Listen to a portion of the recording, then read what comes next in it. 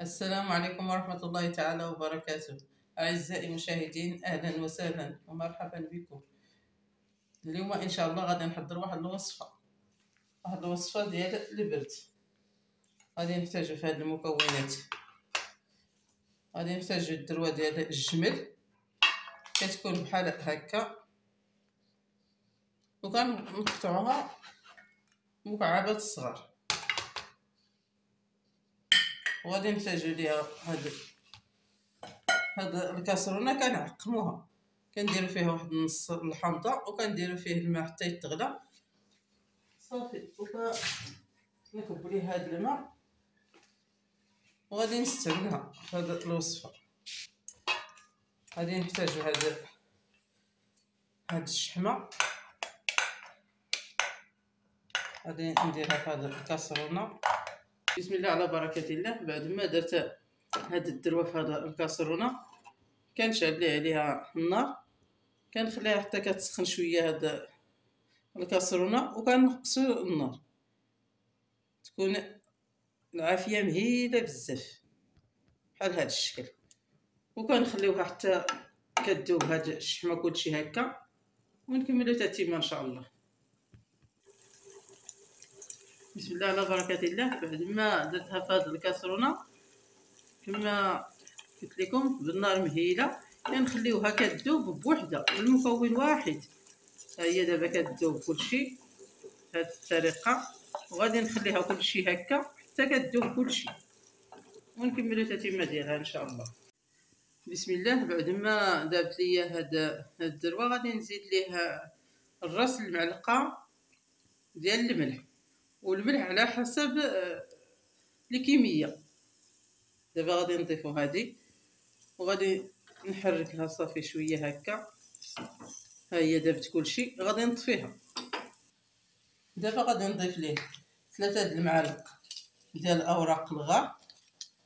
غادي نضيف ليه واحد الراس المعلقه الصغيره ديال الزعتر، والراس المعلقه ديال الفلايو. غادي نزيدو هذا المكون. غادي نضيف ليه واحد الراس المعلقه ديال ايكيل الجبل.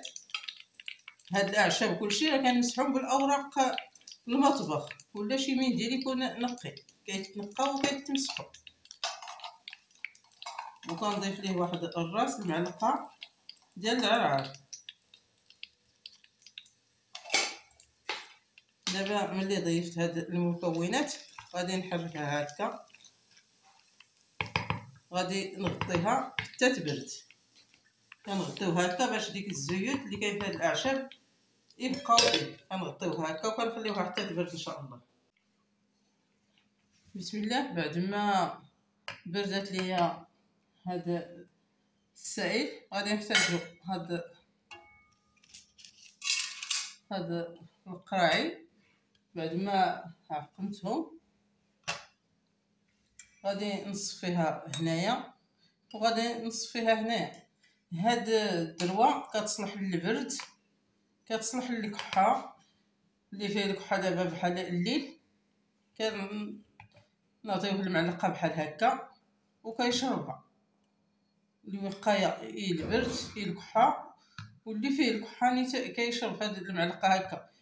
من 5 سنين كنهزو هاد السائل هكا، كندهنو الدري الصغير الصدر ديالو والكتف وحتى الكبير، تصلح الشرب وتصلح الدهن. والناس الكبار بحال اللي الام الركبات كنديروها، كندهنو ليه المفاصل، تصلح المفاصل حتى هي. يعني هاد السائل هكا الفوائد ديالها لا تعد ولا تحصى، فيها بزاف المنافع. وكنحضروها غير بعض وكلات بحال الحريره، كنكبو فيه هكا واحد المعلقه الحاجه اللي سخونه، وكنتناولوها حتى في الاكل. دابا غادي نصفيها ان شاء الله، وغادي نصفيها بهذه الطريقه. بسم الله. باش نحبسوا هاد الاعشاب اللي فيه.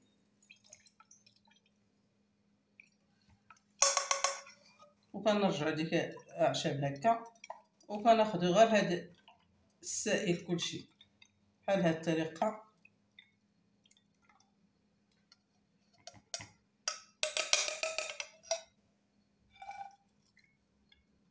بسم الله. بعد ما درنا في هاد القرعه دابا كنغلقوها هكا، كنديرو شويه د السلوفان وكتغلق هكا، كتبقى حتى مده عام ولا عام ونص حتى تقضى، ما كتخسرش، ما كيوقع ليها حتى حاجه، كتبقى هكا وكناخذ فيه القدر اللي بغينا، ما كتخسر كاع. هذه دابا ها هي ملي ولات بارده كتولي بحال هاد الطريقه.